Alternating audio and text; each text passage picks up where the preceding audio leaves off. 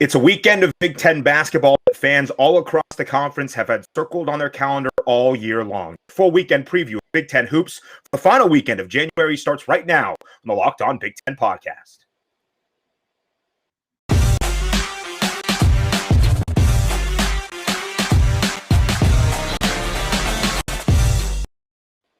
Hello, everybody, and welcome to the Locked On Big Ten podcast, a part of the Locked On Podcast Network. I'm your host, Ben Stevens. It is Friday, January 29th, and there are 5 great games of Big Ten basketball this weekend, but there is one game that stands out in particular, a game with so much hype, with so much excitement, and I can think of no better person in the entire country to join me on this weekend preview of Big Ten basketball to focus on that battle tonight between number 7 Iowa and number 19 Illinois in the State Farm Center in Champaign, Illinois, than the one they call Lucy Sports Jokes. It is Lucy Rohden back on the show to preview not only Iowa and Illinois, but the other 4 great games of Big Ten basketball. But we have to start with the Hawkeyes and the Illini. And Lucy Rohden, you were the first person that came to my mind when we talk about this monumental matchup in Big Ten basketball. I am so excited for this game. And I'm going to go out here. I'm just going to start guns blazing. I actually don't think this game is going to be very close. I know. Illinois is going to win by that much? That's not funny. No. I think that Iowa is going to win this game big. I really do. And if this comes back to bite me, just don't tag me in it. Iowa fans, if you saw this, no, you didn't, whatever. But if Iowa won, everyone's seeing this right now. So I think that this game, I do think it depends on CJ Frederick. Not sure of his status yet. But I just think Iowa's last game against Indiana, if you watched it, I hope you didn't. It was terrible. I've never seen Iowa's offense look just so bad, so lifeless, so dead. You know, our game against Nebraska got canceled this weekend. Iowa's had just a whole bunch of time off to prepare for Illinois. And I don't think it's going to be close at all. I think how awful Iowa played against Indiana is just sitting in their minds. Luka Garza gave a Tim Tebow speech on how, everyone's given everything from now on.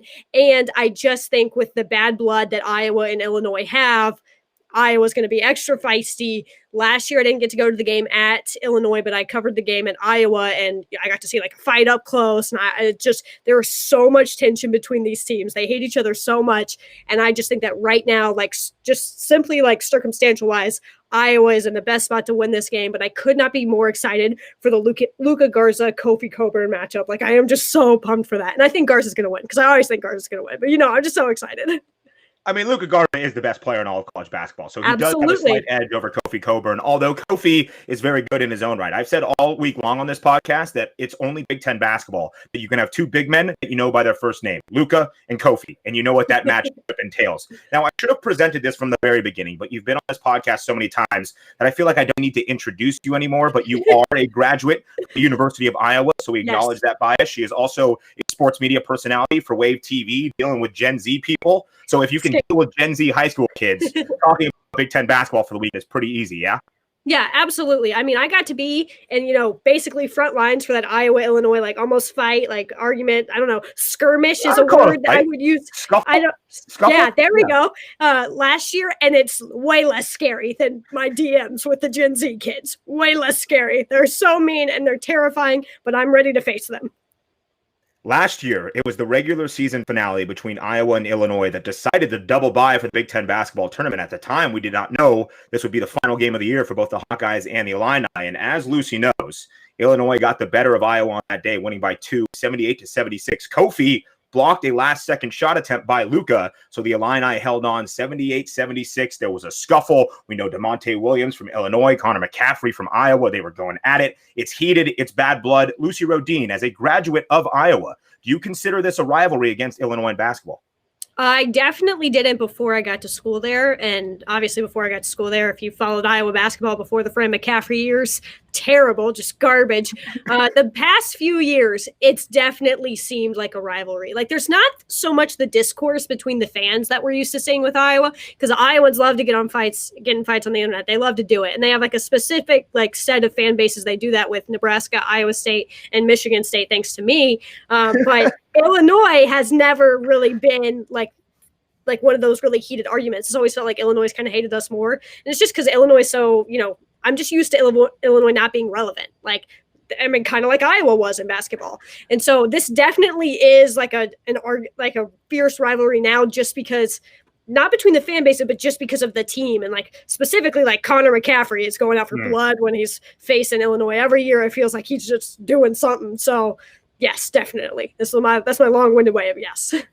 I agree with you, though, because the players on these specific teams do not like each other. Iowa from Illinois summed it up. He said, they want to kill us. We want to kill them. I love Joe Toussaint's answer from Iowa yesterday into media availability when they asked him, what do you feel about what Io said? He goes, I don't like anybody. He's from Bronx. He's from the Bronx, New York, folks. Of course, he doesn't like anybody, but it was just the perfect answer. These two teams have some bad blood between them. I cannot wait for tonight. Number 7, number 19, a top 20 matchup. So, Lucy, we have to go over the spread and the total here because we're getting both from our good friends at betonline.ag. They see Illinois as a 1.5-point home favorite tonight in the State Farm Center. And I don't know if you saw the total, but it is huge. I'm talking like skyscraper territory, 164 and a half. For the over-under total. I've been watching a lot of college basketball in my time. 164 and a half is like an NBA over-under. That is ridiculous. I've never seen anything that high. Iowa's offense is good. Hear me out. Iowa's offense is good. Iowa's offense is not that good. And let's just make it clear, Iowa's got the best offense in the country. Like, yep.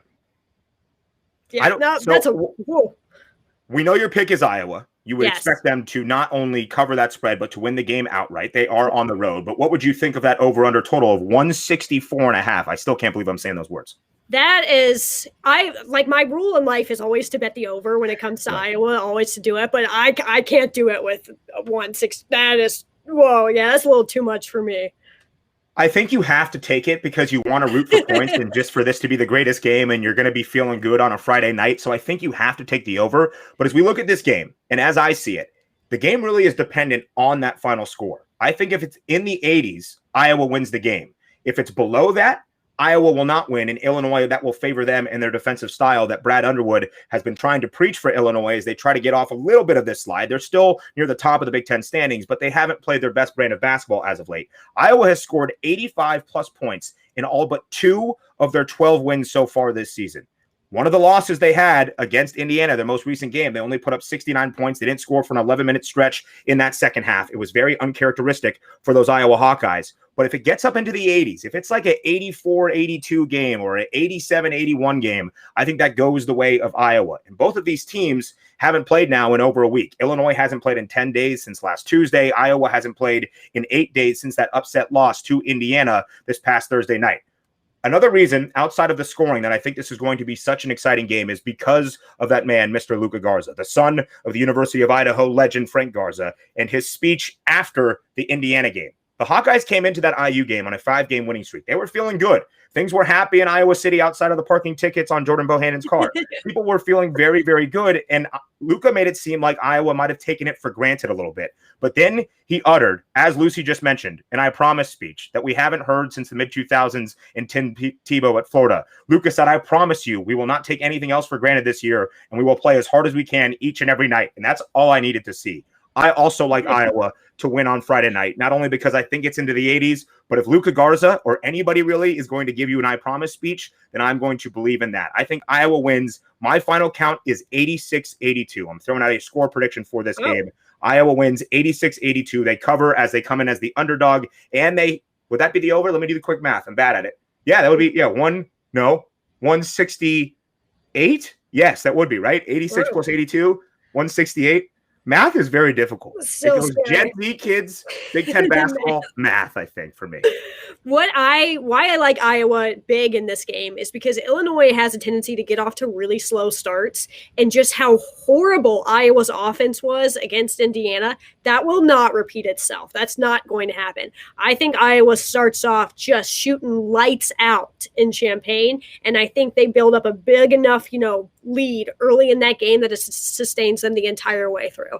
I think it really comes down to the first, couple minutes for Iowa, Illinois, and I think Iowa's just going to own that. It's going to set the right momentum. When Luka Garza promises, he delivers. He always does. So I'm going Print the t-shirts right there. Bumper stickers, t-shirts, everything. We can license it with Let the Peacock Fly, and I think we have started ourselves a memorabilia business here. Oh, Frank Garza would totally sign on, 100%. Okay, good. If Frank's a part of it, I mean, the brain trust of you and Frank Garza, two of my favorite people in all of Big Ten universe, that's something right there. He's got to start selling shirts. He calls me the Hawkeye Angel. He needs to start selling Hawkeye Angel shirts. I would buy one. I'd be the only one to buy one, but I'd still buy it. I saw you, by the way, getting some Iowa swag sent right to you. Yeah, That's pretty cool. It's never happened to me before. So this cute little business in Iowa reached out and they were like, thank you for all you do for Iowa. And I was like, I tweet, man. I don't do anything, but okay, thank you. And so they're like, do you have an address? So I sent them my PO box and they send that stuff my way. And I was like, that's the nicest thing ever. I showed my dad and he was like, that's so cool. And I was like, yeah, 4 years of college and I got this. So haha, joke's on you guys. Twitter's important. Two quotes I'm going to remember this discussion by today. When Luca Garza promises, he delivers, and Lucy Rohden, I tweet, man. That's all I'll take from this conversation. One more thing to touch on here before we get to the other 4 games of the weekend. And these spreads are brought to you by betonline.ag, our great sponsors. And we have Illinois, a 1.5-point favorite. Again, that over-under total 164.5. I want to bring up the idea of offense. As you mentioned, Iowa has the top offense in all of college basketball, the most efficient offense in the entire country. Illinois, though, not far behind, 9th. In that top 10, they have the 9th most efficient offense in the entire country, and the pace is pretty high for both teams. Iowa 71st in tempo in the entire country, Illinois 80th. So if, like Lucy mentioned, Iowa gets off to a hot start, Illinois needs to play catch-up, this could get up into the 80s, which I think we both believe favors Iowa. The biggest game of the weekend, the game I have been most excited for since the Big Ten schedule was announced a few months ago, Iowa and Illinois. We only have it once, folks. It happens tonight. We only have it one time in this Big Ten basketball slate, which is a crime in itself, but we will sit back on this Friday night and enjoy it. I have one final question before we move on to our next 4 games. What do you make of a 9 p.m. Eastern start, though, for this Iowa-Illinois game? I feel like an old man. As we talk Gen Z, I feel like as a 27-year-old, I shouldn't be complaining about 9 p.m. starts on a Friday night, but just something bugs me about them. Iowa has had so many 9 p.m. starts, and it is so irritating. It is so I hated the 8 p.m. starts when I lived in Iowa. It's Iowa. You should assume the people who live there are going to sleep earlier. That's just the reality of it. There's no reason for Iowa to have 9 p.m. starts. I hate them. But it's a Friday night, so maybe we'll have a couple cold ones and we'll sit back and we'll enjoy it and we'll get ready for the game, and it will be really good. I think it will be close. I think it's going to be high scoring. Both of us like Iowa to win outright on the road tonight in Champaign, Illinois. So 4 other great games in this Big Ten basketball season. We are speaking with somebody who has been on this podcast numerous times now, gracing us with her presence once again. It is Lucy Rohden, the one they call Lucy Sports Jokes now for Wave TV. If you're not following Wave TV, keep up with the next generation and make sure you're following all the great content that Lucy produces. So for the Iowa-Illinois game, because it is tonight, we know the spread. We know Illinois is favored by 1.5. We know the over-under total is 164.5, brought to you by our friends at betonline.ag. For these 4 other games, because we're still over 48 hours away from tip, we are getting our lines from Kenneth Pomeroy, the smartest man in all of college basketball. He puts out score predictions for every game, and in my experience, he's about within a point average of what the total Vegas spread ends up being right before tip. So we have our 2 categories for the rest of the weekend, the Locked On Locks and the Underdog Specials. We begin with Lucy Rohden's Locked On Lock for this final weekend of Big Ten basketball before we get to the month of February. It's already coming. We're already here. We're almost at the postseason. It was literally March 3 days ago. And we'll be March in 3 more days. That's crazy. That's too much for me. Can you say time flies when you're having fun? Because have we been having fun? I'm not having fun. Time flies when you're having a terrible time. I guess that's the new expression. Yeah. Lots of quotes. There we go. Add it to the t-shirt business. Here we go. Lots of quotes today. So if I had to pick my lock for this weekend, I would pick Iowa to cover against Illinois. But I'm not going to do that because we already discussed it. So if this doesn't pan out, then ignore this part and remember that I picked Iowa. So and that's like your first official lock. This is your Locked On Lock because I have asked you to do this, and you are very kind and obliging here on the Locked On Big Ten podcast. I get it. Checks out. All good. Yep. So this isn't like a lock as much as it is like a shoelace tie, so it's tight, but you could, still take it apart. Yep. I am going to go Purdue over Minnesota. So because I wanted to pick Iowa and Illinois for my lock, but just for Purdue, Minnesota, until that Michigan loss, Purdue was the hottest team in the Big Ten. And I don't even think Iowa could have been, but I still think it was Purdue, just the way they were playing and rolling. I just think that the Purdue defense is better than the Minnesota offense. And the Minnesota offense is very good, but I just think defensively wise, Purdue is, I think Michigan's a fluke loss. It's not a fluke loss because just Michigan is so good that it's hard to kind of compare yourself to it. Same way like Wisconsin, got blown out by Michigan. Right. Wisconsin isn't really that bad. Michigan's just that good. And so I just think with Travion Williams, they haven't played in a hot minute. I think that Purdue is going to be so ready for this game. I like Minnesota. Obviously, Marcus Carr has ruined my life once or twice before. But I just think that the Purdue defense is better than Minnesota's offense right now. So I'm going to take Purdue over Minnesota, even though Minnesota's ranked.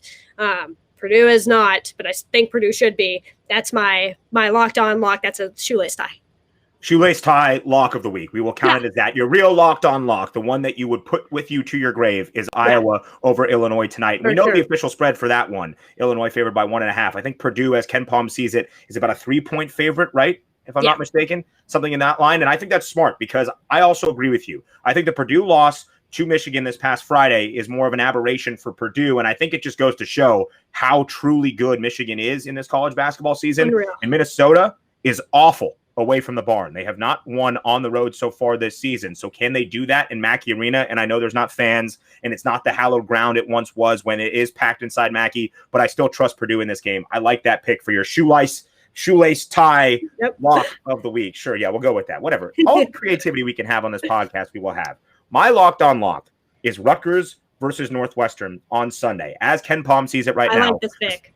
Thank you. The Scarlet Knights, a 1-point favorite. The over-under total, 143. I love the Rutgers team that I saw this past Sunday on the road at Indiana, picking up a huge win in Assembly Hall, snapping a 5-game losing streak. And I mainly loved not only the defensive energy that they had in that game against the Hoosiers, but the new starting 5 that Steve Peichel put out there, moving Jacob Young, their second leading scorer, to the bench, allowing him to provide a spark off the bench offensively, because I thought they had so much talent in that first 5, but they didn't really have a distributor to make sure he could facilitate all the scoring they needed to happen. You have Ron Harper Jr., who's a great scorer, but he needs the ball. You have Geo Baker, who can now become more of that facilitator, and you have Paul Mulcahy, who works one-on-one with Geo Baker. I think that's a much better lineup for Rutgers, and I really love what Jacob Young can bring off the bench. And then I highlight Geo Baker. In that game against Indiana, he had 19 points. He was 4 of 9 from 3. If you get that type of production out of the senior who feels like he's been in Piscataway for 18 years, you are going to be doing good things if you are Rutgers basketball. But for me, the reason I feel so confident in this locked on lock, it's more about Northwestern than it is even about Rutgers, who is a team that I love. Northwestern has lost 7 straight games. They have looked terrible in doing so, and they have given up 80+ in all but one of those 7 losses. The only one loss they didn't give up more than 80 was against Wisconsin, but the Badgers scored 68 points, which for Wisconsin is like 105. So if you're going to give up 68 to Wisconsin, it shows that defense is really struggling. They are last in the Big Ten Conference in opponents' effective field goal percentage. They are last in the Big Ten Conference in terms of defensive efficiency rankings, as Ken Palm sees it right now. So I think that Rutgers, even on the road in Evanston on Sunday, gets a win. They are my locked on lock. Take the spread up to like 4 or 5 by the time we get to Sunday's tip. It's a little difficult because, in full transparency, Lucy and I are recording before Rutgers and Michigan State on Thursday night, so I don't exactly know if Rutgers is going to keep up the momentum they built this past Sunday against Indiana. That also affects my next pick for the underdog special, but I'm riding with Steve Peichel and Rutgers because, Lucy, I've made no qualms about it. I love Rutgers basketball. I love when I get to tweet my Jimmy V clip of him saying your family, your religion, and Rutgers basketball. I have to mention that contractually, I think, once a week on this podcast. I like this pick a lot because I think this game is like, I don't want to call it the disappointment bowl, the disappointment game of Big Ten basketball, but it kind of is because, one, we all knew Nebraska was going to be bad this year. Everybody knew coming in what we were getting from Nebraska, and let me tell you, they've delivered. They've delivered on what we were expecting. Like Luka Garza after a promise. That's Nebraska basketball this year. If they tell you they're going to be bad, they're going to be bad. So Rutgers and Northwestern, though, started off so hot. And, your Rutgers is finally competitive. This is probably one of the most talented Rutgers teams we've seen in a long time. And it's just Northwestern has just, went up in flames. Where Rutgers, I still think there's hope. Rutgers has been I think you said it really well. Rutgers is way too talented to be losing games the way they are losing games. But I think, the little changes they're making, Rutgers is going to win this game, but it's also just because Northwestern, it's not like, oh, they're too talented. They're really not that talented, and they're just kind of bad. Boo Booey's like the only bright spot, but that's kind of it. Northwestern has been, you beat Michigan State, and you're like, cool, we're done. We'll call it. We got what we needed this year. We'll see you next year. It feels like a very long time ago that Northwestern started off perfect in Big Ten play. They sat in the first spot at 3-0 overall in Big Ten conference action. They are now 3-7, having lost 7 straight. And Boo Buie has really been struggling offensively in the 7-game losing streak. And I was so pleased to see Cliff Omoruyi back for Rutgers this past week. He gave them 18 minutes off the bench against Indiana. Jacob Young had those 22 minutes off the bench, 8 points for Rutgers in the game against Indiana. Hopefully, that continues against Michigan State on Thursday night. I would look back and expect both teams to play well, but we'll have to see. I still think even if Rutgers were to fall to Michigan State on Thursday, they would go on the road and beat Northwestern on Sunday night. A crucial stretch for Rutgers, by the way, as they look to turn things around and still be in contention for the NCAA tournament. So we have our locked on locks. Lucy's real locked on lock is Iowa beating Illinois. I also think Iowa wins. My locked on lock is Rutgers going on the road and beating Northwestern. Lucy's shoelace tie lock of the week is Purdue beating Minnesota at home in Mackey on Saturday. So our final category, the underdog special. Lucy Rohden, who do you see possibly covering this weekend, if not maybe even winning outright? I see Penn State covering, not winning, but covering against Wisconsin.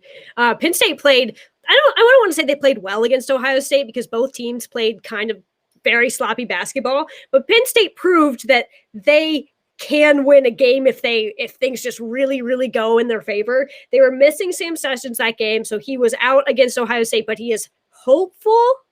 That's what I saw, hopeful for their game Saturday against Wisconsin. And so I think that Penn State can keep it close. I just do think that they're not as good as Wisconsin. They're really not. Wisconsin is a much better team, but I think Penn State has what it takes to be competitive. I think if they get the right players going, if Seth Landry plays the way that he did against Ohio State, then Penn State will cover against Wisconsin. I don't see any way they beat Wisconsin just because I think Wisconsin is just better, just genuinely better. But I think Penn State could cover. So that's going to be my underdog of the week.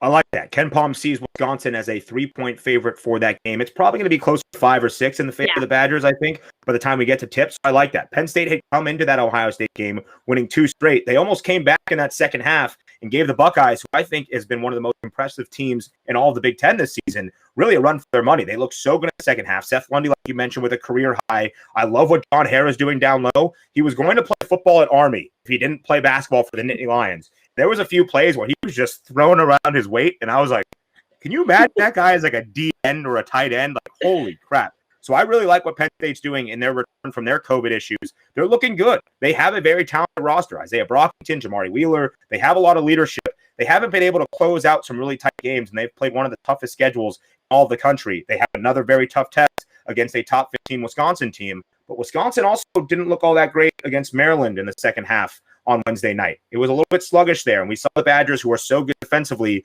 not really be able to fill it up on the offensive side of the ball. I like that underdog pick. That was what I was thinking before I sided with my underdog special, and I don't know why I'm doing this, and I'm scared, but something is giving me hope in Tom Izzo. As we hear in the last week of January, before we get to February, and then March, this is when Michigan State basketball is at its best. They have made the NCAA tournament 22 straight years. If that is going to move up 1 year to 23, they need a big performance on Sunday afternoon on the road at 13th ranked Ohio State. As I mentioned, Lucy and I are recording before Michigan State is back in action for the first time from some COVID issues in their program against Rutgers on Thursday night. I expect that game to be close. I expect the Spartans to play well. I do think Rutgers gets the win, but I do think Michigan State will play well in that game. So to carry some momentum into the game against Ohio State, who I just told Lucy I think is one of the best teams in the Big Ten Conference, has been the biggest surprise really outside of Michigan in my mind. The Buckeyes have won 5 of their last 6. They have the 5th most efficient offense in the entire country.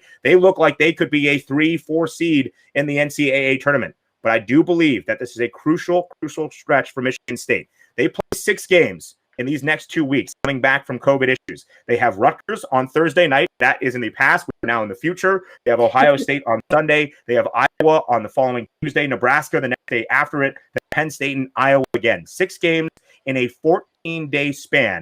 Can Michigan State create some of that momentum they desperately need right now to get back into the bubble conversation for the NCAA tournament? I'm not saying Michigan wins and beats Ohio State outright on the road on Sunday, but I do think they cover. And as we know, good teams win, great teams cover. That's why we have the underdog special.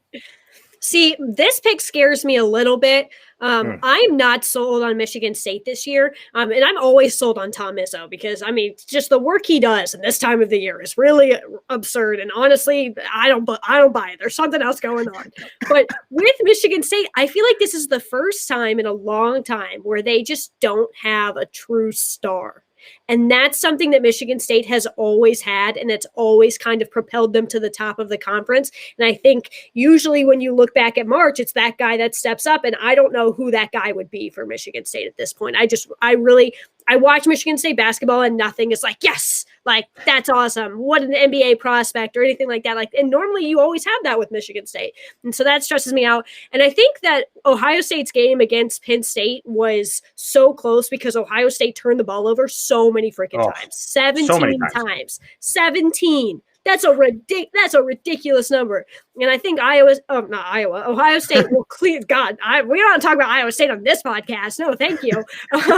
Ohio State will clean things up, and I think they'll be way more disciplined against Michigan State. So that's why I'm a little scared about that pick. I don't trust Michigan State yet, and I think Ohio State will fix those tiny little details that kept it close against Penn State.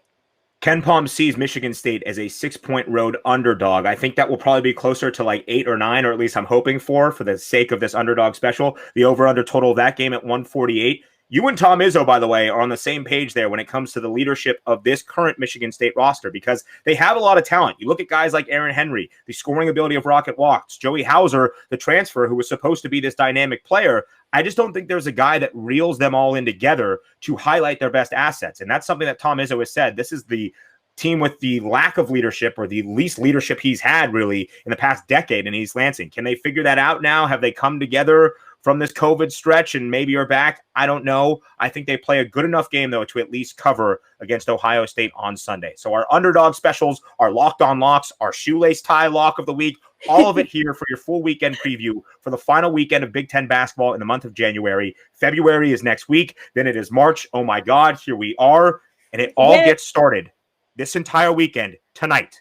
Number 7 Iowa on the road at number 19 Illinois, a game everybody waited all year for, and it is here January 29th. I am so excited. What are you going to do? What are you going to do for the game, Lucy? Tell me all about it. I'll probably get Chick-fil-A before because that's good luck. Smart. There's no correlation between it being good luck. It's just like a reason. How do you know? How do you know it's not good luck? Is it proven? Is it scientifically proven it's not? I get Chick-fil-A for like every game. So, and we tend to lose games every once in a while. So, but I'll get the Chick-fil-A. I'll probably get a beer for this one. I don't like to drink during Iowa games because I get real bad Twitter fingers when I drink, and we don't need that. Fun fact: when I go out to the bars, like after my Iowa State video went viral and people started to like care what I had to say, I would delete Twitter off my phone before I go to the bars because I just knew something bad was going to happen. And one time it did, but don't worry, we're not bringing that up. So if I'll only have one beer because I am afraid that I will tweet something stupid, but I'll just watch it with my family. My brother, we've already talked about the game. He's very confident Iowa wins too. So I don't think any of us are going to be like losing our minds, but it's also been a long time since Iowa's played. So we're just excited. Long time. I'm very excited just to see both of these teams back in Big Ten action because it's been 10 days for Illinois, 8 days for Iowa. Both of their games were postponed this past weekend. They had no games in the midweek. We are so excited for this Friday night. I hope Papa Rohden is also there with you enjoying this game. I'm sure he will be. I'm so excited for it. I can only imagine what it's going to be like in the Rohden household. They call her Lucy Sports Jokes, right? That's what we call you now. But you're also Lucy Rohden, always here on Locked On Big Ten. She's the sports media personality for Wave TV. If you're not, brave the waters of the 16-year-olds on TikTok and go watch what Lucy is doing for Wave TV. It is truly incredible stuff. She's doing a recap. She still has the mic out in front of her face. It is hysterical. Yeah. Lucy is one of the best and brightest talents in all of the Big Ten Conference, now in all of the social media world. Lucy Rohden, thank you so much for your time. Oh, thank you for having me and just hyping me up there. I feel great right now. That's what I got to do. I mean, come on. You've been such a crucial part of this podcast. I love having you on. This was a great full weekend preview of Big Ten basketball. It's going to be fun. It feels like forever. And I think that's just because I don't count Iowa's game against Indiana. We didn't play that. Right. We didn't play that. Nobody. I don't even remember it. Only to the future. Lucy Sports Jokes, everybody. Lucy Sports Jokes.